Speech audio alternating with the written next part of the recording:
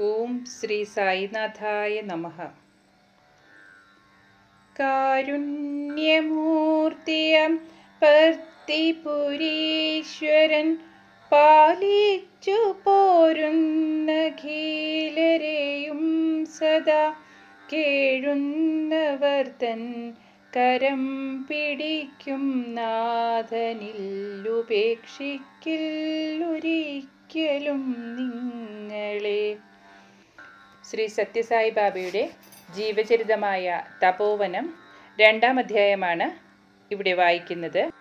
സത്യസായി ബാബ ആരാണ്? അനുപമമായ, അസാധാരണമായ, മാനവ അതീതമായ വശീകരണ ശക്തിയുള്ള സ്വാമി. സത്യത്തിൽ ഈശ്വരൻ തന്നെയോ? അവിടുന്ന് അവതാരമോ? നമുക്ക് നമ്മുടെ പ്രകൃതം പോലും പൂർണ്ണമായി അറിയില്ല. ഏറ്റവും അടുത്ത് ഇടപഴകുന്നവരുടെ ശരിയായ പ്രകൃതവും മനസ്സിലാക്കാൻ നമുക്ക് കഴിയില്ല. അപ്പോൾ പിന്നെ അവതാരത്തിൻ്റെ സങ്കീർണമായ വ്യക്തിത്വവും തത്വവും എങ്ങനെ ഗ്രഹിക്കാനാകും? ചന്ദ്രനെ കുറച്ചെങ്കിലും അറിയുവാൻ നമുക്ക് ചന്ദ്രകിരണങ്ങളെ തന്നെ ആശ്രയിക്കേണ്ടി വരും. കത്തി നിൽക്കുന്ന വിളക്കുകൾ ചൂണ്ടി അതുപോലെയാണ് ചന്ദ്രപ്രകാശം എന്ന് പറയുന്നത് ഫലവത്തല്ല. അതുപോലെ തന്നെ സായി പ്രഭുവിനെ മനസ്സിലാക്കുക എന്ന സാഹസിക കർമ്മത്തിന് നാം മുതിർന്നാൽ അതിനുള്ള മാനദണ്ഡം സ്വാമി തന്നെ ആടിയിട്ടുള്ള ലീലകളും നൽകിയിട്ടുള്ള സന്ദേശങ്ങളും മാത്രമാണ്. ജോഡി ആദിപ്പള്ളി സോമപ്പ. അന്ന് നവംബർ 25, വർഷം 1958. പ്രശാന്തി നിലയത്തിൽ സ്വാമിയുടെ പിറന്നാളാഘോഷങ്ങളിൽ പങ്കെടുത്ത ശേഷം വെങ്കിട്ടരാമനും കുടുംബവും കാറിൽ ബാംഗ്ലൂരിലേക്ക് തിരിച്ചു. അവർ ബാഗേപ്പള്ളിയിൽ ചെന്ന് കാണും. അപ്പോഴാണ് കൂടെയുള്ള കൊച്ചുകുഞ്ഞിൻ്റെ, ഗീതാസുധയുടെ ശ്വാസം നിലച്ചിരിക്കുന്നത് അറിഞ്ഞത്. കുഞ്ഞ് മരിച്ചു, അല്ലെങ്കിൽ മരണത്തിൻ്റെ പിടിയിലാണ് എന്നവർക്ക് ബോധ്യപ്പെട്ടു. പിടയുന്ന ഹൃദയത്തോടെ അവർ സഹായത്തിനായി ചുറ്റും നോക്കി. എവിടെയെന്നറിയില്ല, ഒരു വൃദ്ധൻ വന്നു. കാഴ്ചയിൽ കർഷകൻ. അയാൾ അടുത്തെത്തി കുട്ടിയെ എടുത്തു. ആ സ്പർശനമാത്രയിൽ കുഞ്ഞ് ചലിക്കാനും കരയാനും ആരംഭിച്ചു. മരിച്ചെന്ന് കരുതിയിരുന്ന കുഞ്ഞ് കൈകാലിട്ടടിച്ച് ജീവന്റെ ലക്ഷണം കാണിച്ചു തുടങ്ങി. അത് കണ്ടു നിന്നവർ വിസ്മയിച്ചു. കുഞ്ഞിൻ്റെ പിതാവ് വെങ്കിട്ടരാമൻ കൃതജ്ഞതാപൂർവം 1 രൂപ അജ്ഞാതനായ സഹായിക്ക് നൽകി. അദ്ദേഹം അത് വിനയപൂർവ്വം നിരസിച്ചു. അങ്ങയുടെ പേര്? വെങ്കിട്ടരാമൻ തിരക്കി. ജോഡി ആദിപ്പള്ളി സോമപ്പ എന്ന് വിളിക്കുന്നു. പിന്നീട് ഈ സംഭവം സ്വാമി കസ്തൂരിയോട് വിവരിക്കുകയുണ്ടായി. ഞാൻ അവിടെ ചെന്നു, വൃദ്ധനായ ഗ്രാമീണന്റെ രൂപത്തിൽ. സ്വാമി തുടർന്നു, ഞാനാണ് മരിച്ചു കഴിഞ്ഞ കുഞ്ഞിന് വീണ്ടും ജീവൻ നൽകിയത്.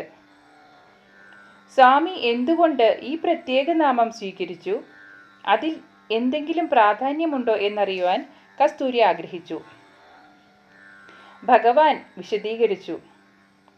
ആദിപ്പള്ളി എന്നാൽ മൂലഗ്രാമം, അതായത് യഥാർത്ഥ സ്ഥാനം. അത് മറ്റൊന്നുമല്ല, കൈലാസം തന്നെ, ശ്രീ പരമേശ്വരൻ്റെ വാസസ്ഥാനം.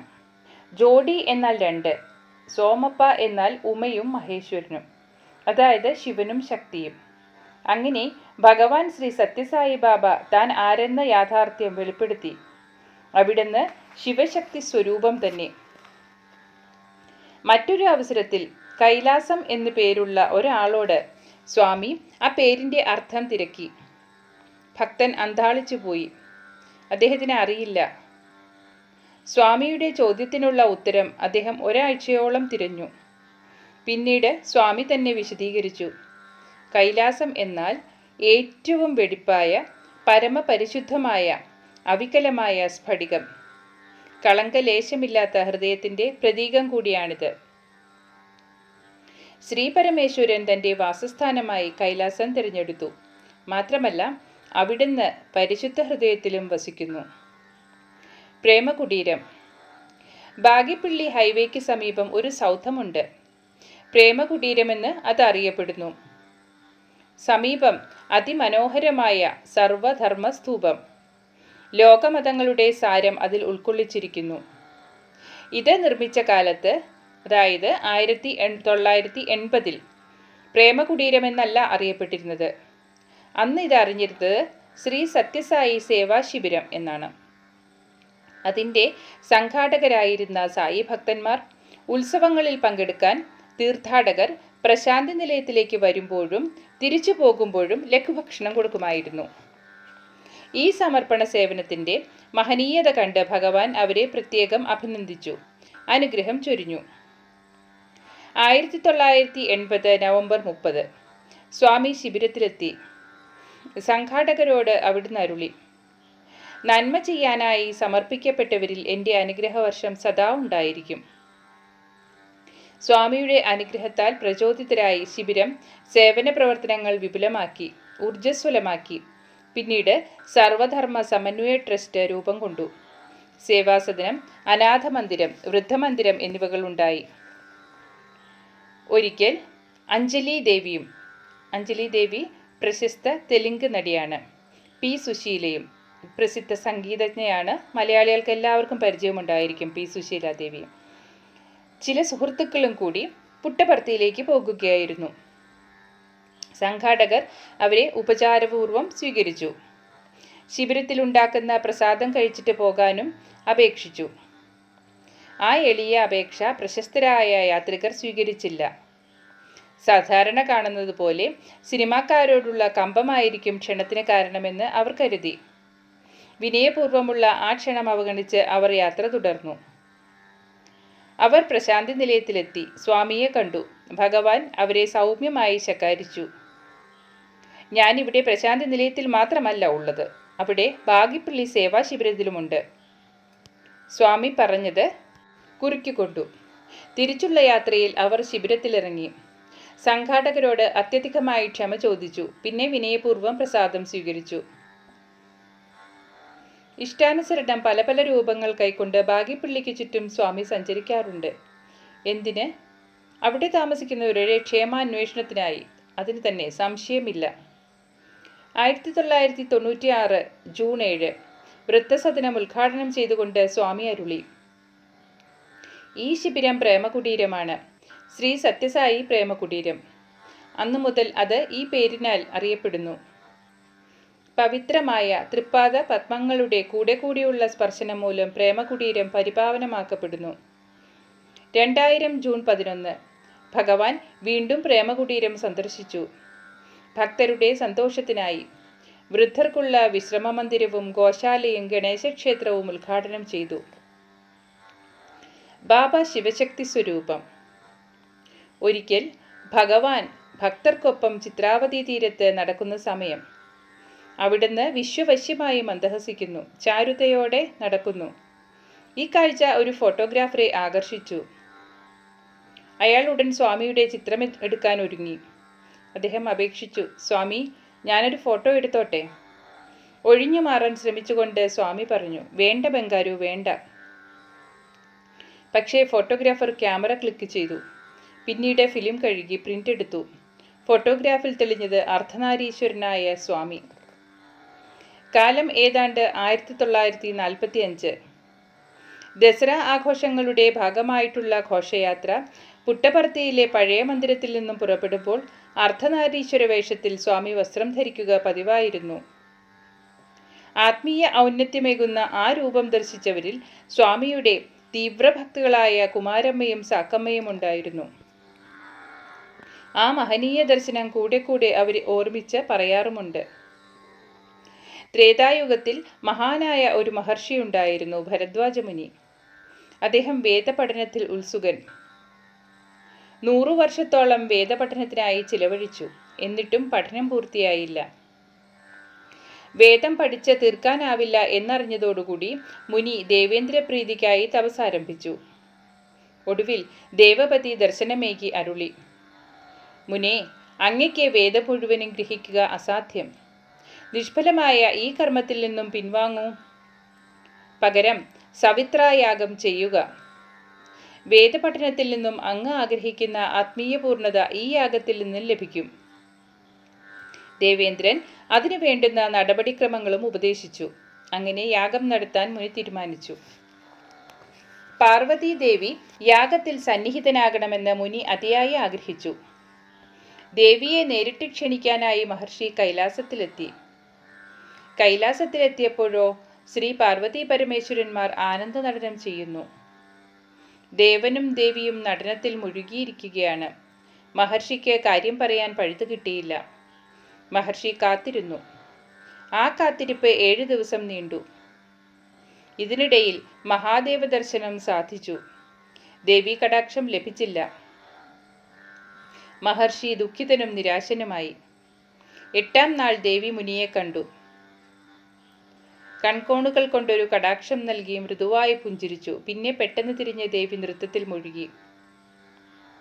ദേവി തന്നെ മനഃപൂർവ്വം അവഗണിച്ചതാണെന്ന് മഹർഷിക്ക് തോന്നി. അദ്ദേഹം കൈലാസത്തിൽ നിന്നും മടങ്ങി. ഏറെ ദൂരം പോകാനായില്ല. കൈലാസത്തിലെ അതിശൈത്യത്താൽ തൻ്റെ ഇടതുകാലും കൈയും തളർന്നതായി മുനി അറിഞ്ഞു. സംസാരിക്കാനാകുന്നില്ല. ഒരു കണ്ണിൻ്റെ കാഴ്ചയും മറഞ്ഞു. ഒരു വശം മുഴുവനും തളർന്നിരിക്കുന്നു. ശ്രീ മഹാദേവൻ ഉടനെ രക്ഷയ്ക്കായി എത്തി. തന്നോട് ചേർത്ത് നിർത്തി അവിടുന്ന് അഭയവാണികൾ അരുളി. ഋഷേ, ഖേദിക്കായിക.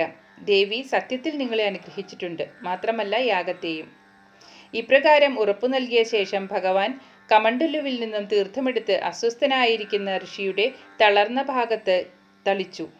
ആ നിമിഷം തന്നെ മഹർഷിക്ക് ചലനശേഷി തിരിച്ചു കിട്ടി. ശിവനും ശക്തിയും യാഗത്തിന് പങ്കെടുക്കാമെന്ന് ഉറപ്പു നൽകി അനുഗ്രഹിച്ചു. മഹർഷിക്ക് യാത്രാശംസകൾ നൽകി. യഥാകാലം ഭരദ്വാജ മഹർഷി യാഗം വിജയകരമായി പൂർത്തിയാക്കി. പാർവതി പരമേശ്വരന്മാർ യാഗത്തിൽ സംബന്ധിച്ചു. മുനിയെ അനുഗ്രഹിച്ചു. തങ്ങളുടെ സന്തോഷത്തിൻ്റെ അടയാളമായി മഹാദേവൻ വരമരുളി. ഞങ്ങൾ ഇരുവരും അങ്ങയുടെ ഗോത്രത്തിൽ 3 പ്രാവശ്യം അവതരിക്കും. ആദ്യ അവതാരത്തിൽ ഞാൻ ഷിർദി സായിബാബ എന്ന നാമത്തിലായിരിക്കും. 2ാം അവതാരത്തിൽ ഞങ്ങൾ ഇരുവരും ഒരുമിച്ച് പർത്തിയിൽ സത്യസായിബാബയായി അവതരിക്കും. ഒടുവിൽ ദേവീ ശക്തി പ്രേമസായിയായും. മഹാദേവൻ തുടർന്നു. ഋഷേ, അങ്ങ് കൈലാസത്തിൽ വന്നപ്പോൾ ദേവി 8 ദിവസം അവഗണിക്കുകയുണ്ടായി. അതിന് പ്രായശ്ചിത്തമായി ഞങ്ങളുടെ അവതാരവേളയിൽ ദേവീ ശക്തി അന്ന് താങ്കൾ കൈലാസത്തിൽ അനുഭവിച്ച അതേ ക്ലേശം അനുഭവിക്കും. അന്ന് അത് സംഭവിക്കുമ്പോൾ നാം പവിത്ര തീർത്ഥം തളിച്ച് ദേവിയുടെ ശക്തിക്ഷയം ഇല്ലാതാക്കും. അങ്ങയെ കൈലാസത്തിൽ വച്ച് സുഖപ്പെടുത്തുന്നത് പോലെ തന്നെ. 1963 ജൂൺ 29 ഭഗവാന് പക്ഷാഘാതമുണ്ടായി. സ്വാമിയുടെ ഇടതുവശം തളർന്നു. പ്രശാന്തി നിലയത്തിൽ തടിച്ചുകൂടിയ ഭക്തജനങ്ങൾ തങ്ങളുടെ ഭഗവാന്റെ വേദന കണ്ട് നൊന്തുപിടഞ്ഞു. ആ ആഴ്ചയിൽ 3 ദിവസത്തോളം സ്വാമി ഗാഠനിദ്രയിലാണ്ടുപോയി. ഇതിനിടയിൽ 4 ഹൃദയാഘാതങ്ങളുണ്ടായി. നിസ്സഹായരായ ശോകാകുലരായ ഭക്തജനങ്ങൾക്ക് കണ്ണീർ വാർക്കാനേ കഴിഞ്ഞുള്ളൂ. വേദനാപൂർണമായ ഒരാഴ്ച പിന്നിട്ടു. ജൂലൈ 6 ഗുരുപൂർണിമാ ദിനം. കസ്തൂരി, രാജാ റെഡ്ഡി, കൃഷ്ണപ്പ എന്നിവർ സ്വാമിയെ ശ്രദ്ധാപൂർവം കൈകളിൽ താങ്ങി മുകളിലത്തെ നിലയിൽ നിന്നും താഴെ ഭജന ഹാളിലേക്ക് കൊണ്ടുവന്നു. ഉയർന്ന വേദിയിലെ സിംഹാസനത്തിലിരിക്കുവാൻ സ്വാമിക്ക് വിഷമമെന്ന് വ്യക്തമായിരുന്നു.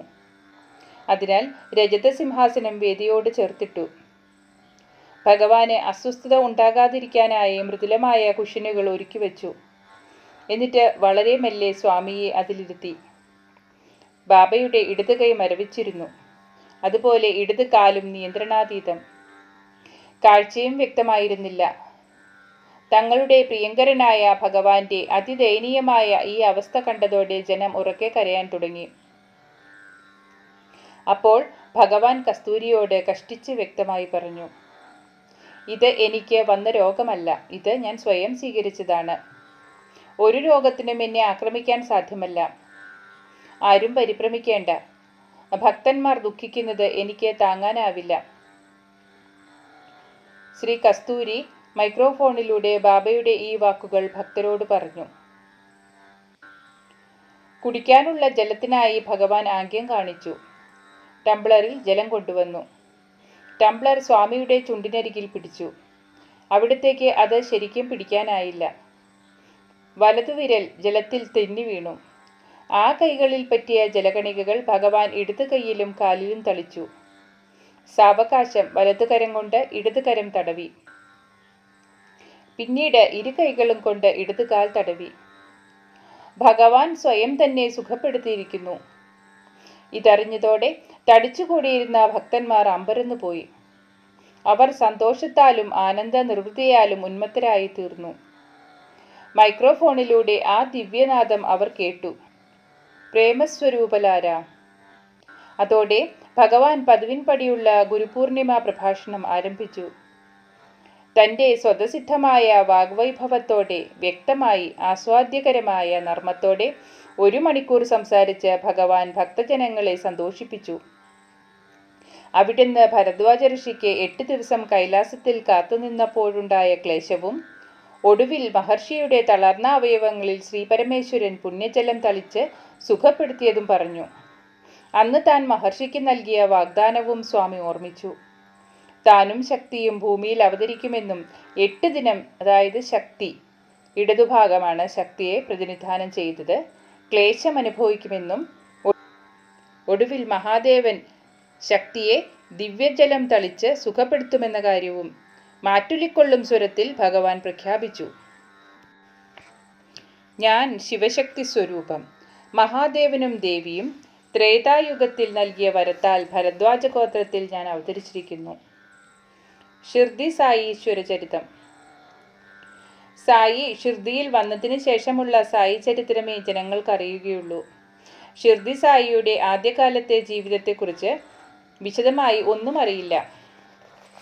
എന്നാണ്, എവിടെയാണ് അവിടുന്ന് ജനിച്ചത്, ആരാണ് മാതാപിതാക്കൾ, ഷിർദിയിൽ വരും മുമ്പേ അവിടുത്തെ ജീവിതം എങ്ങനെയായിരുന്നു? ശ്രീ സത്യസായി ബാബ ഇക്കാര്യങ്ങൾ വെളിപ്പെടുത്തുന്നതുവരെ, അതായത് 1990 സെപ്റ്റംബർ 28 പ്രശാന്ത് നിലയത്തിൽ വെച്ച് ഇതെല്ലാം അജ്ഞാതമായി ശേഷിച്ചിരുന്നു. സ്വാമി ഇത് വെളിപ്പെടുത്തിയ ദിവസവും ഷിർദി സായിയുടെ ജന്മദിനവും ഒരുമിച്ചു വന്നു. ഒരു അവതാരത്തിൻ്റെ ആരും അറിഞ്ഞിട്ടില്ലാത്ത രഹസ്യം വെളിപ്പെടുത്താൻ മറ്റൊരു അവതാരത്തിനല്ലാതെ ആർക്കും കഴിയില്ല. ഷിർദി സായീശ്വരൻ്റെ ജീവചരിതം ഭഗവാൻ ശ്രീ സത്യസായി ബാബ അരുളിയത് ചുവടെ കൊടുക്കുന്നു. പത്രി എന്നൊരു ഗ്രാമം, നൈസാമിൻ്റെ ഭരണകാലം. ഗംഗാഭവേ, ദേവഗിരിയമ്മ എന്ന് മഹാഭക്തരായ ദമ്പതികൾ അക്കാലത്ത് ജീവിച്ചിരുന്നു. ദേവഗിരിയമ്മ പാർവതീദേവിയുടെ പരമഭക്ത, ഗംഗാഭവയുടെ ഇഷ്ടദേവൻ ശ്രീപരമേശ്വരനും. ഈ ദമ്പതികൾക്ക് സന്താനങ്ങളുണ്ടായിരുന്നില്ല. ഭൗതിക ലോകത്തിൽ നിന്നും അത്രയും കൂടി അകന്നു നിൽക്കാൻ ഇത് കാരണമായി. ഇരുവരും സദാ ശ്രീ പാർവതി പരമേശ്വര ആരാധനയിൽ മുഴുകി കാലം പോക്കി. ഉപജീവനത്തിനായി ഗംഗാഭവേ നദിയിൽ വഞ്ചി തുഴഞ്ഞിരുന്നു. അന്നൊരു മഴക്കാലം, നദി നിറഞ്ഞു കവിഞ്ഞൊഴുകുന്നു. വഞ്ചി ശ്രദ്ധിച്ചില്ലെങ്കിൽ വെള്ളപ്പൊക്കത്തിൽ ഒലിച്ചു പോകുമോ എന്ന് ഗംഗാഭവയ്ക്ക് ഭയം. അതിനാൽ താനിന്ന് വഞ്ചിയുടെ അടുത്ത് തന്നെ കഴിയാമെന്ന് ഗംഗാഭവേ ഭാര്യയോട് പറഞ്ഞു. ദേവഗിരിയമ്മ അദ്ദേഹത്തിന് അത്താഴം നൽകി. സമയം അപ്പോൾ 7 മണി. ഭക്ഷണം കഴിഞ്ഞ് ഗംഗാഭവേ പോയി കഴിഞ്ഞപ്പോൾ അവരും ഊണ് കഴിച്ചു. 9 മണിയായി കാണും. വാതിലിൽ ഒരു മുട്ട്. ഗംഗാഭവേ ഇത്ര പെട്ടെന്ന് തിരിച്ചു വന്നതോർത്ത് ദേവഗിരിയമ്മ അത്ഭുതപ്പെട്ടു. അവർ ഉത്കണ്ഠയോടെ വാതിൽ തുറന്നു. പുറത്ത് ഒരു വൃദ്ധൻ. പെട്ടെന്ന് അകത്ത് കയറിക്കൊണ്ട് വൃദ്ധൻ പറഞ്ഞു, ഹാവൂ, ഭയങ്കര തണുപ്പ്. രാത്രി കഴിച്ചുകൂട്ടാൻ അകത്ത് എനിക്കിത്തിരി ഇടം തരുമോ? അതിഥി സൽക്കാരപ്രിയയായ അവർ വിരിപ്പ് കൊടുത്തിട്ട് വരാന്തയിൽ കിടക്കാനിടം കാണിച്ചു കൊടുത്തു. പിന്നീട് അവർ കിടക്കാൻ പോയി. ഏറെ നേരം കഴിഞ്ഞില്ല, വാതിലിൽ വീണ്ടും മുട്ടുന്ന ശബ്ദം. ദേവഗിരിയമ്മ വാതിൽ തുറന്നു. വൃദ്ധൻ, ദാനശീലേ, എനിക്ക് ഭയങ്കരമായി വിശക്കുന്നു, കഴിക്കാൻ എന്തെങ്കിലും തരുമോ? ദേവഗിരിയമ്മ അടുക്കളയിൽ ചെന്നു. കഴിക്കാൻ പറ്റുന്നതൊന്നും കാര്യമായി ഇല്ല. പൊടിച്ച കുറച്ച് ധാന്യമേ ഉള്ളൂ. മറ്റൊരു വഴിയും ഇല്ലാതിരുന്നതിനാൽ ചോറിൽ തൈര് ചേർത്ത് അവർ അത് അതിഥിക്ക് നൽകി. കിടക്കാനായി വീണ്ടും മുറിയിലെത്തി വാതിലടച്ചു ഉറങ്ങാനായി കിടന്നു. വാതിലിൽ വീണ്ടും മുട്ടുന്ന ശബ്ദം. അവർ വാതിൽ തുറന്നു. വൃദ്ധൻ വീണ്ടും ചോദിച്ചു, ഭവതി, എൻ്റെ പാദങ്ങൾക്ക് നല്ല വേദന, കുറച്ചൊന്ന് തടവി തരുമോ? ഈ ആവശ്യം കേട്ട് അവർ തരിച്ചുപോയി. അവർ നേരെ പൂജാമുറിയിലേക്ക് പോയി. ദേവി പാർവതിയുടെ തൃപ്പാദങ്ങളിൽ ശിരസമർത്തി കരഞ്ഞു. അമ്മേ ദേവി, ഇതെന്തൊരു പരീക്ഷണം! അരുതേ, ഞാൻ എന്താണിപ്പോൾ ചെയ്യുക? ദയവായി എന്നെ ഈ അപമാനത്തിൽ നിന്നും കാത്തരുളയണമേ. കുറച്ചു നേരം കഴിഞ്ഞപ്പോൾ ദേവഗിരിയമ്മയ്ക്ക് മനസാന്നിധ്യം തിരിച്ചു കിട്ടി. പെട്ടെന്ന് ഒരു ആശയം അവരുടെ മനസ്സിൽ മിന്നിമറഞ്ഞു. അവർ പുറകുവശത്തെ വാതിലിലൂടെ പുറത്തു കടന്നു. തനിക്ക് വേണ്ടി ഈ സേവനം ചെയ്യാൻ കൂലിക്ക് ആരെയെങ്കിലും കിട്ടുമോ എന്നായിരുന്നു അന്വേഷണം. ഫലമുണ്ടായില്ല. നിരാശയോടെ ദേവഗിരിയമ്മ തിരിച്ചെത്തി. ഉടൻ തന്നെ പുറകുവശത്തെ വാതിലിൽ മുട്ടുന്ന ശബ്ദം കേട്ടു. വാതിൽ തുറന്നു. പുറത്തുനിന്നൊരു യുവതി അകത്തേക്ക് കടന്നുകൊണ്ട് പറഞ്ഞു, ഇവിടെ ഒരു വൃദ്ധനെ പരിചരിക്കാൻ വേണ്ടി എന്നെ തിരക്കി വീട്ടിൽ വന്നിരുന്നതായി അറിഞ്ഞു. ഞാൻ അതിനാണ് വന്നിരിക്കുന്നത്. തൻ്റെ ആത്മാർത്ഥമായ പ്രാർത്ഥന ഫലിച്ചതിൽ ദേവഗിരിയമ്മ ആനന്ദവതിയായി. അവർ ആ സ്ത്രീയുമായി വരാന്തയിലെത്തി. അവരെ അവിടെ ആക്കിയ ശേഷം ദേവഗിരിയമ്മ വീണ്ടും കിടക്കാൻ പോയി. പുണ്യവതിയായ ദേവഗിരിയമ്മയോട് ഇങ്ങനെ വിചിത്രമായ സേവനം ആവശ്യപ്പെട്ട വൃദ്ധനും സേവനത്തിനായി സ്വയമെത്തിയ സ്ത്രീയും മനുഷ്യരായിരുന്നില്ല. ശ്രീ പാർവതി പരമേശ്വരന്മാരായിരുന്നു അവർ. ജഗത്പിതാക്കൾ തമ്മിൽ സംസാരിച്ചു. ദേവി, ആ ഉത്തമ ഭക്ത എന്തിനാണോ അതിയായി ആഗ്രഹിക്കുന്നത് അതെന്തായാലും അനുവദിക്കൂ. പ്രഭു, അവിടുന്ന് പരമേശ്വരനാണ്. അവിടുന്ന് തന്നെ വരം കൊടുത്താലും. ദേവി മറുപടി പറഞ്ഞു. ദേവി, ഞാൻ ഇവിടെ വന്നത് അവരുടെ ഭക്തി പരീക്ഷിക്കാൻ. ദേവിയാകട്ടെ അവരുടെ പ്രാർത്ഥന മൂലവും. അതിനാൽ ദേവി തന്നെ വരം നൽകുന്നതാണ് ഉചിതം. ഭഗവാൻ അരുളി. വീണ്ടും ദേവഗിരി അമ്മയുടെ കിടപ്പുമുറിയുടെ വാതിലിൽ മുട്ടുന്ന ശബ്ദം. ദേവഗിരി അമ്മ മടി കൂടാതെ വാതിൽ തുറന്നു. കാരണം ഇപ്പോൾ ഗൃഹത്തിൽ മറ്റൊരു സ്ത്രീ കൂടിയുണ്ടല്ലോ. ഉജ്ജ്വലകാന്തിയോടെ തൻ്റെ പ്രിയങ്കരിയായ ദേവി ഗൗരി ശ്രീ ശങ്കരനോടൊപ്പം നിൽക്കുന്നതാണ് ആ പരമഭക്ത ദർശിച്ചത്. ആ കാഴ്ച കണ്ട് അവരുടെ ഹൃദയം ആനന്ദപൂരിതമായി. വികാരം നിയന്ത്രിക്കാനാവാതെ ദേവഗിരി അമ്മ ദേവീപാദങ്ങളിൽ വീണു. ഗൗരി ദേവി അരുളി, നിനക്കൊരു പുത്രനുണ്ടാകും. അവൻ നിന്റെ വംശത്തിന് കീർത്തിയേകും. മാത്രമല്ല ഒരു പുത്രിയും നിനക്കുണ്ടാകും. കന്യാദാനത്തിലൂടെ നിങ്ങൾ പുണ്യവും നേടും. ദേവഗിരിയമ്മ മഹാദേവന്റെ തൃപ്പാദങ്ങളിൽ സ്പർശിച്ചു. ഭഗവാൻ അരുളി, വത്സേ, നിന്റെ ഭക്തിയിൽ ഞാൻ സന്തുഷ്ടനായി. നിന്റെ മൂന്നാമത്തെ പുത്രനായി നാം തന്നെ അവതരിക്കുന്നതാണ്. ഹർഷോന്മത്തയായ ദേവഗിരിയമ്മ അനുഗ്രഹവർഷത്താൽ നിറഞ്ഞ മിഴികളുമായി ഹൃദയംഗമമായി പാർവതി പരമേശ്വരന്മാരെ പ്രണമിച്ചു. ശിരസുയർത്തിയപ്പോൾ ഇരുവരുമില്ല. ദേവഗിരിയമ്മ ഹർഷോന്മത്തയായി. ആകാംക്ഷയും അക്ഷമയും അവരിൽ നിറഞ്ഞു. എപ്പോഴാണ് നേരം പുലരുക? എപ്പോഴാണ് ഭർത്താവ് വീട്ടിൽ തിരിച്ചെത്തുക? തനിക്കുണ്ടായ സ്വർഗീയ അനുഭവം എത്ര പെട്ടെന്ന് പറയാനാകും? ദേവഗിരിയമ്മയ്ക്ക് പിന്നെ ഒരുപോള കണ്ണടയ്ക്കാനായില്ല. പുലർക്കാലെ ഗംഗാഭാവയെ എത്തി. ദേവഗിരിയമ്മ സംഭവിച്ചതെല്ലാം പറഞ്ഞു. പക്ഷേ അദ്ദേഹത്തിന് അതൊന്നും വിശ്വസിക്കാനായില്ല. ദേവഗിരി, നിനക്ക് മതിഭ്രമം സംഭവിച്ചതുപോലെ തോന്നുന്നു. അതോ സ്വപ്നം കാണുന്നോ? പാർവതി പരമേശ്വരന്മാർ നമ്മുടെ ഗൃഹത്തിലെത്തിയെന്നോ? നിനക്ക് ദർശനമേകിയെന്നോ? എന്തൊരു വിഡ്ഢിത്തം! ഗംഗാഭാവയെ പരിഹസിച്ചു. ദേവഗിരിയമ്മ ഭർത്താവിനെ ബോധ്യപ്പെടുത്തുവാൻ പരമാവധി ശ്രമിച്ചു. പക്ഷേ വിഫലമായതേയുള്ളൂ. കാലം അതിവേഗം കടന്നുപോയി. ദേവഗിരിയമ്മ ഗർഭിണിയായി. അവർ പറഞ്ഞതുപോലെ തന്നെ ആൺകുട്ടി ജനിച്ചു. പിറ്റേ വർഷം ഒരു പെൺകുട്ടിയും. അപ്പോൾ ഗംഗാഭാവയുടെ മനം മന്ത്രിച്ചു. ദേവഗിരി പറഞ്ഞതിൽ 2 കാര്യങ്ങളും സംഭവിച്ചിരിക്കുന്നു. പാർവതി പരമേശ്വരന്മാർ തൻ്റെ പത്നിക്ക് ദർശനം നൽകിയെന്ന് തന്നെ വിശ്വസിക്കാൻ അദ്ദേഹം തയ്യാറായി. അദ്ദേഹം ഭാര്യയോട് പറഞ്ഞു, നീ പരമഭാഗ്യവതി, ഞാനോ നിർഭാഗ്യവാൻ. ഈ ചിന്ത ഗംഗാഭാവയുടെ മനസ്സിൽ ആഴത്തിൽ വേരോടി. ദിവസം തോറും അത് വളർന്നു.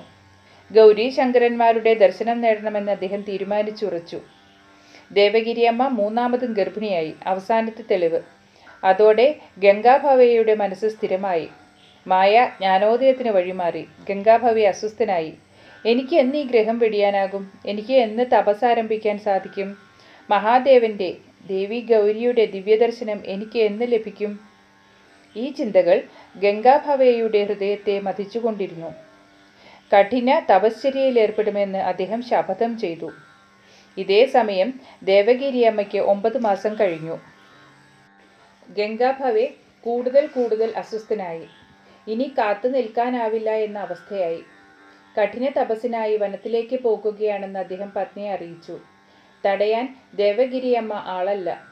പൂർണ്ണ ഗർഭിണിയായിരുന്നിട്ടും അവരും കൂടെ യാത്രയായി. യാത്ര വനത്തിലൂടെ. ഏറെ ദൂരം നടന്നില്ല. ദേവഗിരിയമ്മയ്ക്ക് പ്രസവവേദന തുടങ്ങി.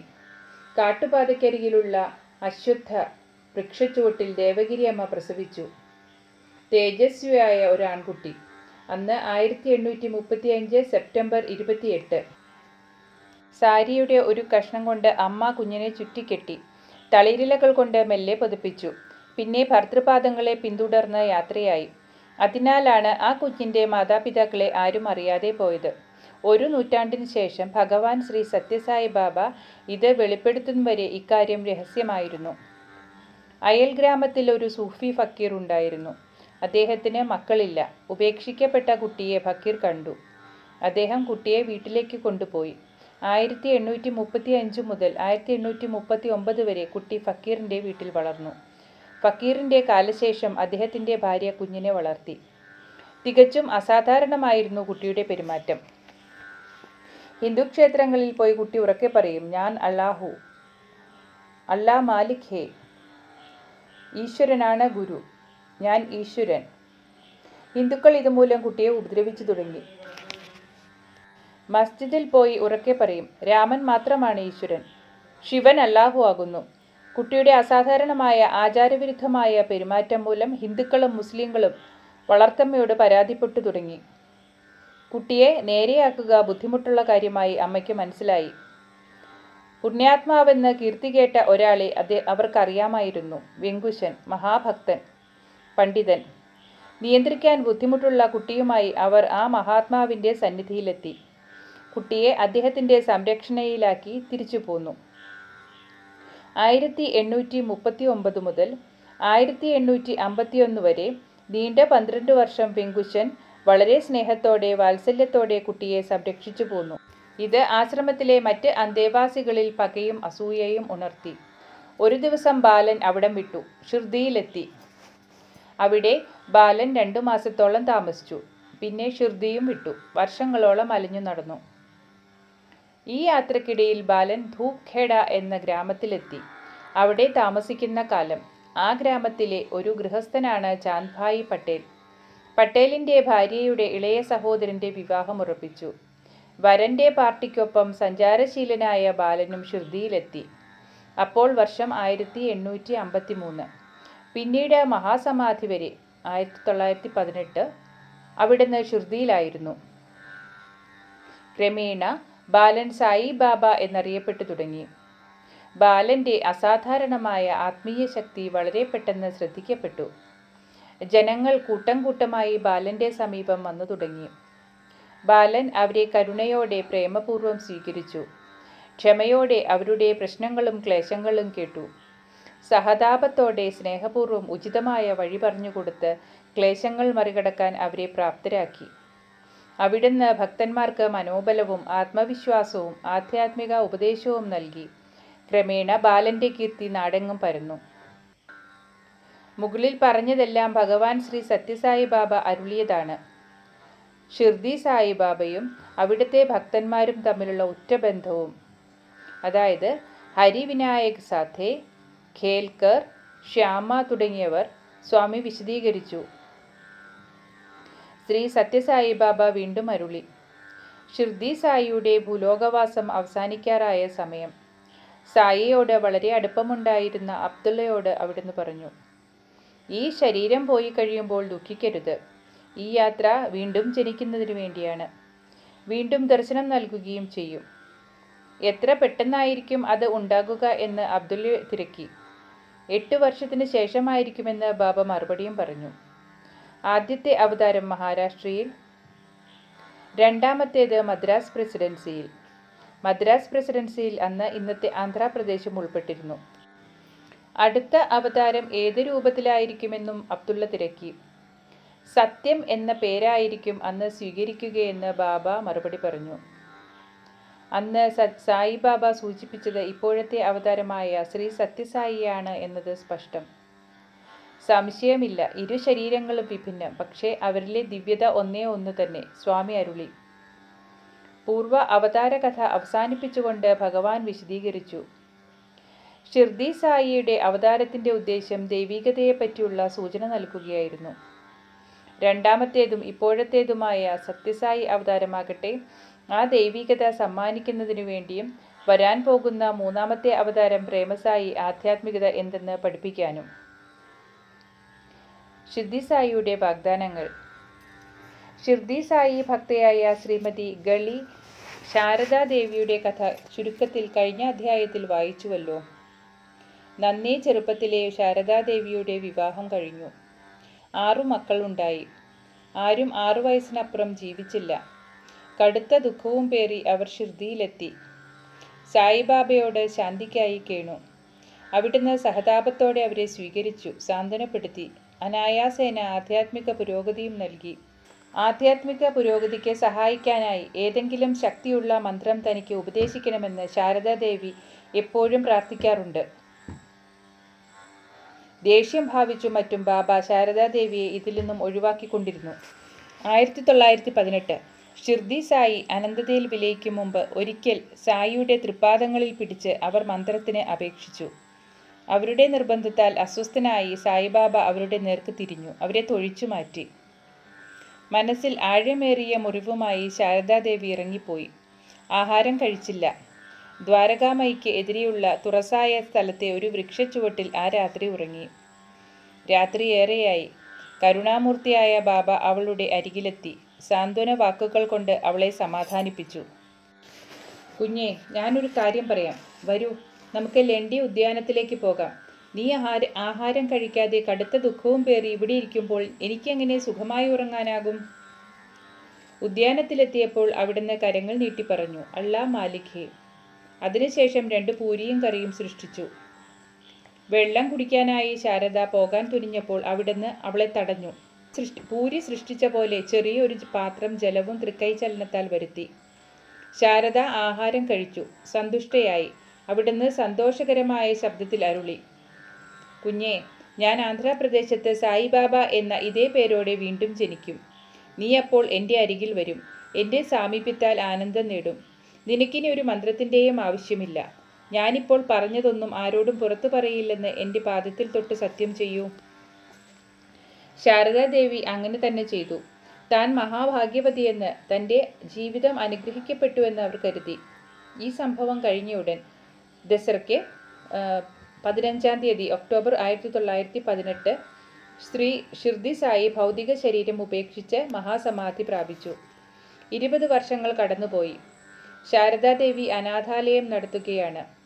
ഓരോ ദിക്കിലും പോയി അവർ ഹരികഥ പാടും, ധനസമാഹരണത്തിനായി. ആ യാത്ര ഒരിക്കൽ ഉറവക്കൊണ്ടയിലുമെത്തി.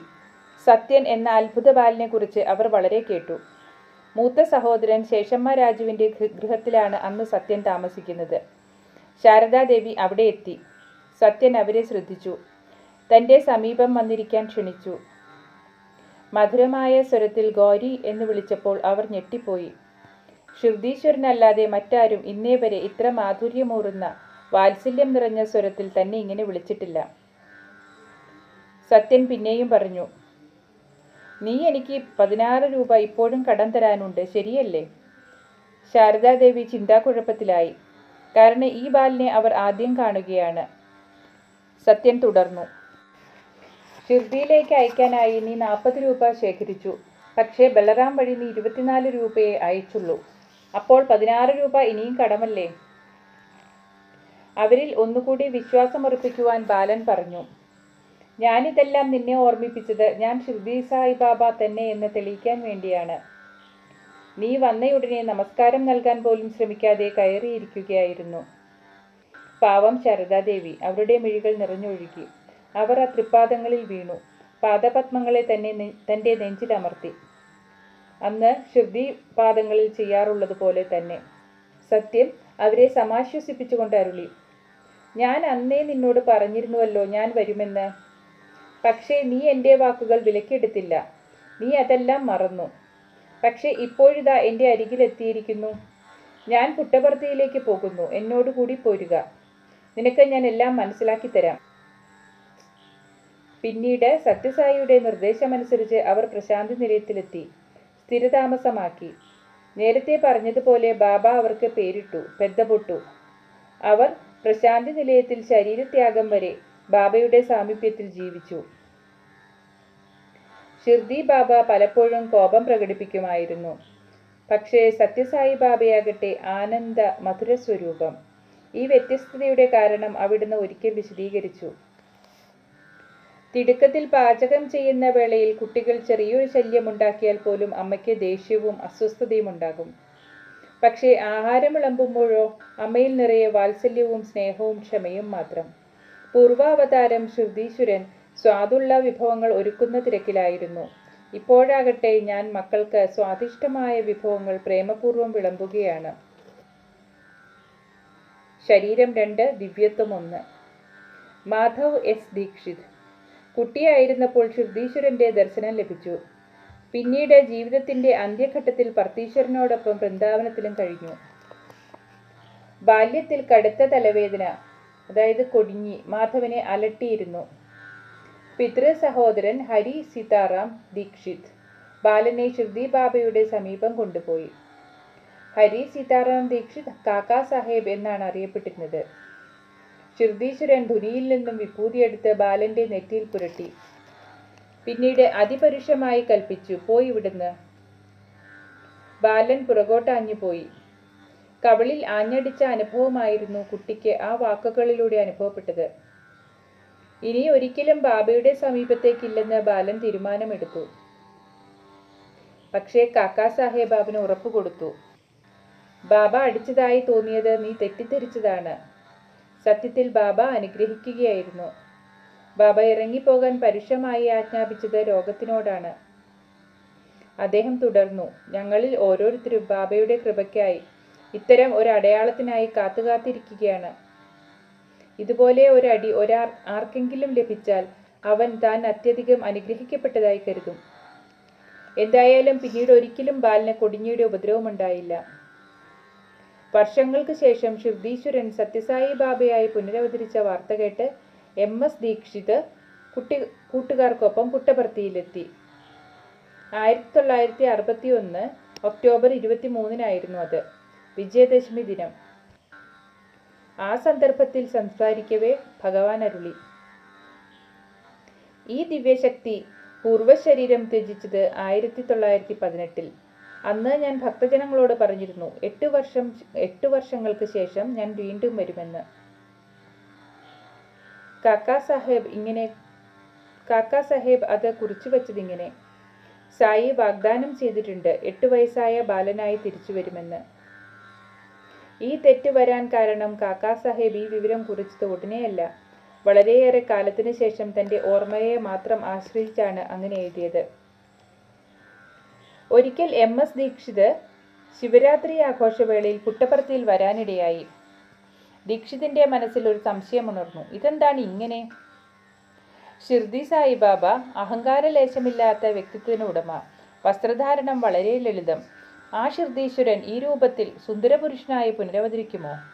ഇവിടെ എൻ്റെ മുന്നിൽ ഒന്നാന്തരം പകിട്ടോടെ സിനിമാ നടന്മാരെ പോലെ ഒരുങ്ങി നിൽക്കുന്നു സായിബാബ. ഇതെങ്ങനെ പൊരുത്തപ്പെടും? ദീക്ഷിത് ഭഗവാനെ സൂക്ഷിച്ചു നോക്കിക്കൊണ്ടിരിക്കുകയാണ്. വേദിയിൽ ഷിർദി സായി വിഗ്രഹത്തിന് മുകളിൽ കമഴ്ത്തിപ്പിടിച്ചിരിക്കുന്ന ചെറിയ പാത്രത്തിൽ നിന്നും വിഭൂതിയുടെ നിലയ്ക്കാത്ത പ്രവാഹം. ഭഗവാന്റെ വായിൽ നിന്നും ശിവലിംഗങ്ങൾ ഉത്ഭവിച്ച അത്ഭുതവും ദീക്ഷിത് ജാഗ്രതയോടെ ശ്രദ്ധിച്ചു. അതിനുശേഷം ഭഗവാൻ പ്രഭാഷണം തുടങ്ങി. സ്വാമി അരുളി, ഇവിടെയിരിക്കുന്ന ചിലർ ചിന്തിക്കുന്നു, ഞാനെന്തിനാണ് സിനിമാ നടന്മാരെ പോലെ സിൽക്ക് വസ്ത്രം ധരിക്കുന്നതെന്ന്, ഇത്തരം പ്രത്യേകതയോടെ മുടിവെച്ചിരിക്കുന്നതെന്ന്. ഇത് കേട്ട് ദീക്ഷിത് അന്താളിച്ചു. തൻ്റെ സംശയങ്ങളെയാണ് ഭഗവാൻ പരാമർശിച്ചത് എന്ന കാര്യത്തിൽ സംശയമില്ല. ദീക്ഷിത് അസ്വസ്ഥനായി. ദീക്ഷിതിനെ ഭഗവാൻ ഇന്റർവ്യൂ മുറിയിലേക്ക് വിളിച്ചു. അദ്ദേഹത്തിൻ്റെ പോക്കറ്റിൽ അമ്മാവൻ കാക്കാ സാഹിബ് ദീക്ഷിതിൻ്റെ ഫോട്ടോ ഉണ്ടായിരുന്നു. സ്വാമി ആ ചിത്രം കണ്ടു പറഞ്ഞു, ഇത് നിന്റെ അമ്മാവൻ HS ദീക്ഷിതിൻ്റെ ഫോട്ടോയല്ലേ? ഞാൻ ഷിർദിയിലായിരുന്നപ്പോൾ എൻ്റെ ഭക്തനായിരുന്നു. ഇനി നിന്റെ മനസ്സിൽ എന്തെങ്കിലും സംശയമുണ്ടോ? അതോടെ ദീക്ഷിതിൻ്റെ സകല സംശയങ്ങളും മാഞ്ഞുപോയി.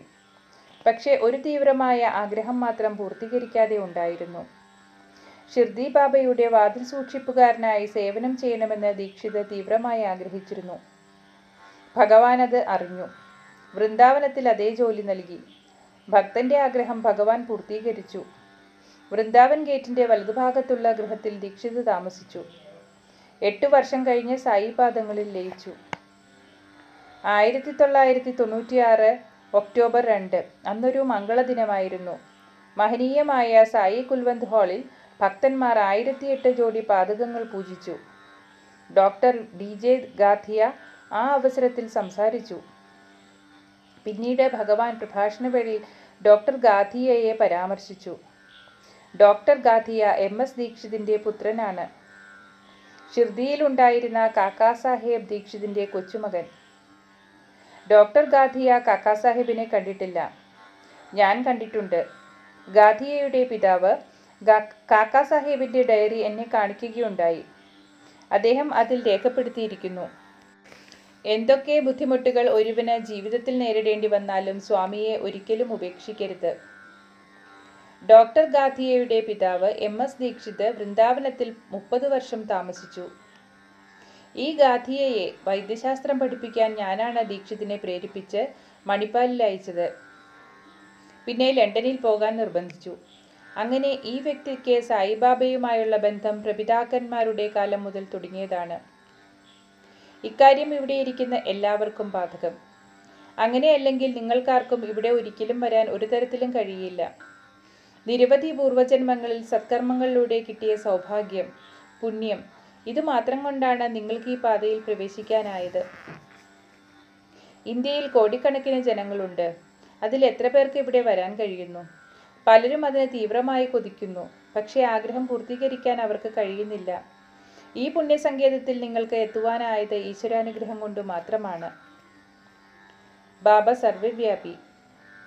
ടൈഡ്മാൻ ജോൺസൺ, നോർവീജിയക്കാരൻ, ഒസ്ലോ. അദ്ദേഹം ഒരിക്കൽ പുട്ടപർത്തിയിൽ വരാനിടയായി. അസഹ്യപ്പെടുത്തുന്ന ചില പ്രശ്നങ്ങളെ തടുത്തു നിർത്താനായി സ്വാമി അദ്ദേഹത്തിന് ഒരു മോതിരം സൃഷ്ടിച്ചു കൊടുത്തു. വർഷങ്ങൾക്ക് ശേഷം ബംഗ്ലാദേശിലൂടെ ഒരു യാത്ര പോയപ്പോൾ ചിറ്റഗോങ് നദിയിൽ ആ മോതിരം നഷ്ടപ്പെട്ടു. മാസം 1 കഴിഞ്ഞു. ടൈഡ്മാൻ വൈറ്റ്ഫീൽഡിൽ ഭഗവത് സമീപമെത്തി. നഷ്ടപ്പെട്ട മോതിരം വിഭു ടൈഡ്മാന്റെ കയ്യിൽ കൊടുത്തു. സ്തംഭിച്ചു നിൽക്കുന്ന ടൈഡ്മാനോട് വിഭു അരുളി, ഈ മോതിരം എൻ്റെ കൈകളിൽ വന്നു. കാരണം ഞാൻ ആ നദിയിൽ അവിടെയുണ്ട്. ആ നദിയിൽ മാത്രമല്ല, എല്ലാ നദികളിലും എല്ലായിടത്തും ഞാനുണ്ട്. സ്വാമി സർവ്വവ്യാപി. ഒരിക്കൽ ഷിർദീശ്വരൻ ദ്വാരകാമയിയിൽ ഇരിക്കുന്ന സമയം കാൺപൂരിൽ നിന്നൊരു ഭക്ത വന്നു. പ്രണമിച്ച ശേഷം അവർ ഇരുന്നു. മകൻ്റെ പിറന്നാൾ ആഘോഷം നന്നായി നടന്നോ എന്ന് ബാബ തിരക്കി. ഭക്ത പറഞ്ഞു, ആ ദിനം ഞങ്ങൾ വളരെ സന്തോഷത്തോടെ ചിലവഴിച്ചു. എല്ലാ ബന്ധുക്കളെയും ഞങ്ങൾ ക്ഷണിച്ചു വരുത്തി. സദ്യയൂട്ടി. അതിനു മുമ്പ് ഭക്ഷണ വിഭവങ്ങളെല്ലാം വെള്ളിത്തളികയിലാക്കി അവിടത്തേക്ക് സമർപ്പിച്ചു. തളിക പൂജാമുറിയിൽ വച്ചു. കുറച്ചു കഴിഞ്ഞ് പ്രസാദം അതിഥികൾക്ക് കൊടുക്കുവാനായി പൂജാമുറിയിലെത്തി. അപ്പോൾ അത് അപ്രത്യക്ഷമായിരിക്കുന്നു. ഞാനും ഭർത്താവുമല്ലാതെ മറ്റാരും പൂജാമുറിയിൽ കയറിയില്ല. എങ്ങനെ അത് അപ്രത്യക്ഷമായി? അത് നഷ്ടപ്പെട്ടതിൽ ഞങ്ങൾ വിഷമിച്ചു. ബാബ, എന്താണ് അങ്ങനെ സംഭവിച്ചത്? സായിബാബ മറുപടി പറഞ്ഞു, നീ ഓർക്കുന്നുണ്ടോ, പൂജാമുറിയിൽ നിവേദ്യം വെച്ചിട്ട് നീ എന്നോട് പ്രാർത്ഥിച്ചു, ഈ സന്തോഷാവസരത്തിൽ കുട്ടിയുടെ പിറന്നാളിന് ഞാൻ നേരിട്ട് വരണമെന്നും നിവേദ്യം സ്വീകരിക്കണമെന്നും. നീ ആഗ്രഹിച്ചതുപോലെ ഞാൻ അവിടെ വന്നു. എല്ലാം കഴിച്ചു. നീ അത് വിശ്വസിക്കുമോ എന്ന് ഉറപ്പില്ലാത്തതിനാൽ ഞാൻ വെള്ളിത്തളികയും പുറത്ത് കൊണ്ടുപോന്നു. ഇതാ അത്. സ്വാമി കൈ തലയിണയുടെ പുറകിലേക്ക് ഇട്ടിട്ട് വെള്ളിപ്പാത്രം വലിച്ചെടുത്ത് അവർക്ക് നൽകി. അവർ അത്യധികം അത്ഭുതപ്പെട്ടു, ആഹ്ലാദിച്ചു. അബ്ദുള്ള നിത്യവും നിഷ്ഠയോടെ ദ്വാരകാമായിയിൽ ബാബ ഇരിക്കുന്നിടം വൃത്തിയാക്കാറുണ്ട്. കുഷ്യനും വിരിപ്പും എന്നും മാറ്റിയും തിരിച്ചുവിടും. ആ ദിവസം അബ്ദുള്ള അത് ചെയ്തില്ല. മറ്റാരോ അത് ചെയ്തു. അവിടെ തളികയുള്ളതായി ആരും കണ്ടില്ല. ഇതെങ്ങനെ, എപ്പോൾ അവിടെ വന്നു? ഞാൻ സർവ്വവ്യാപി എന്ന് ഭഗവാൻ അരുളുമ്പോൾ ഭഗവാൻ എന്താണ് അർത്ഥമാക്കുന്നതെന്ന് നമുക്ക് മനസ്സിലാക്കാൻ കഴിയും. എനിക്കറിയാം, നിനക്കറിയില്ല. സത്യസായി ബാബ കേരളത്തിൽ സഞ്ചരിക്കുന്ന സമയം. ഭക്തന്മാരുടെ അപേക്ഷ പ്രകാരം സ്വാമി തിരുവനന്തപുരത്തിന് സമീപമുള്ള ഗ്രാമം സന്ദർശിച്ചു. സ്വാമിയുടെ കൂടെയുണ്ടായിരുന്നത് പ്രശസ്ത ശാസ്ത്രജ്ഞൻ ഡോക്ടർ ഭഗവന്തം. അടുത്തും അകലെയുമുള്ള ഭക്തന്മാർ സമ്മേളനത്തിൽ പങ്കെടുത്തു. സമീപമിരുന്ന ഭഗവന്തത്തിന് ഭഗവാൻ ഒരു രംഗം കാണിച്ചു കൊടുത്തു. ഒരു വൃദ്ധ, വമ്പിച്ച ജനക്കൂട്ടത്തിൽ അവർ ഒരു മൂലയിൽ നിൽക്കുകയാണ്. അവരുടെ നന്നേ ചെറുപ്പം മുതലേ തനിക്ക് അവരെ അറിയാമെന്ന് സ്വാമി പറഞ്ഞു. ഡോക്ടർ ഭഗവന്തം അത്ഭുതപ്പെട്ടു. അദ്ദേഹം മനസ്സിലോർത്തു, ബാബ എത്രയോ ചെറുപ്പം, അവരാകട്ടെ പടുവൃദ്ധയെന്ന് കാഴ്ചയിലേ അറിയാം. അവരുടെ ചെറുപ്പകാലം സ്വാമി എങ്ങനെ അറിയും? ഭഗവന്തം സ്വാമിയോട് ചോദിച്ചു. ബാബ, അവിടത്തേക്ക് ഇപ്പോൾ 30 ആ വൃദ്ധ 70കളിലായിരിക്കും. അവിടത്തേക്ക് എങ്ങനെ അവരുടെ കുട്ടിക്കാലം മുതലേ അറിയാനാകും? പൂർവാവതാരത്തിൽ അവരെ തനിക്കറിയാമെന്ന് ബാബ സംശയലേശം എന്നെ വ്യക്തമാക്കി. കുറച്ചു കഴിഞ്ഞപ്പോൾ ഡോക്ടർ ഭഗവന്തം ജനക്കൂട്ടത്തിലേക്ക് ഇറങ്ങി. അദ്ദേഹം ശാന്തമായി വൃദ്ധയുടെ അടുത്തെത്തി അവരുമായി സംസാരിച്ചു. പിന്നെ ചോദിച്ചു, അമ്മേ, ഷിർദിയിൽ എപ്പോഴെങ്കിലും പോയിട്ടുണ്ടോ? വൃദ്ധ മറുപടി പറഞ്ഞു, ഞാൻ നന്നേ കുഞ്ഞായിരിക്കുമ്പോൾ എൻ്റെ മാമനും പിതാവിൻ്റെ ഇളയ സഹോദരനും ബാബാ ദർശനത്തിനായി എന്നെ ഷിർദിയിൽ കൊണ്ടുപോയി. ബാബ എനിക്കൊരു പതക്കം നൽകി. അതിപ്പോഴും എൻ്റെ കഴുത്തിലുണ്ട്. അവർ അത് ഭഗവന്തത്തെ കാണിച്ചു. അദ്ദേഹത്തിൻ്റെ സംശയം തീർന്നു. ഈ സംഭവം ഗീതയിൽ ഭഗവാൻ അർജുനനോട് അരുളിയ കാര്യം ഓർമ്മിപ്പിക്കുന്നു. അർജുന, ഈ അനശ്വര യോഗം വളരെ പണ്ട് ഞാൻ വിവസ്വാനെ, അതായത് സൂര്യഭഗവാനെ പഠിപ്പിച്ചു. വിവസ്വാൻ മനുവിനും മനുപുത്രനായ ഇക്ഷ്വാകുവിനും അത് ഉപദേശിച്ചു. ഞാനിതാ വീണ്ടും ഈ പുരാതന യോഗം നിനക്ക് നൽകുകയാണ്. അർജുനൻ ചോദിച്ചു, കൃഷ്ണ, സൂര്യഭഗവാൻ പ്രപഞ്ച സൃഷ്ടി മുതലുണ്ട്. അവിടുന്നാകട്ടെ ഇക്കാലത്ത് ജനിച്ചതും. അവിടുന്ന് വളരെ പണ്ട് സൂര്യനെ പഠിപ്പിച്ചു എന്നത് എങ്ങനെ സാധ്യമാകും? ശ്രീകൃഷ്ണ ഭഗവാൻ വിശദീകരിച്ചു. ബഹൂനി മേ വിദിതാനി ജന്മാനി തവ ചാർജുന താന്യഹം വേദ സർവാണി നത്വം വേദ പരം തപ.